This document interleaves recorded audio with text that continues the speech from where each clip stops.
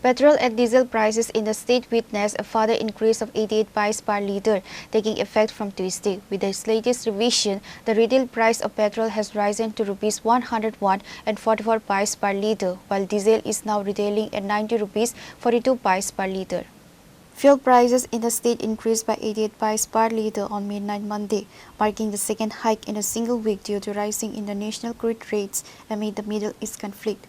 Following the revision, the price of petrol in the capital stands at Rs 101.44 paise per litre, while diesel has reached 90 Rs 0.42 paise.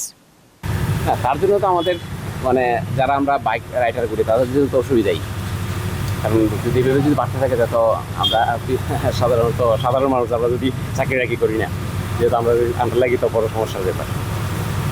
আর্থিক ইয়ের উপরে তো স্বাভাবিক প্রভাব পড়বে। Reporter Petrol from Chini, Khorang.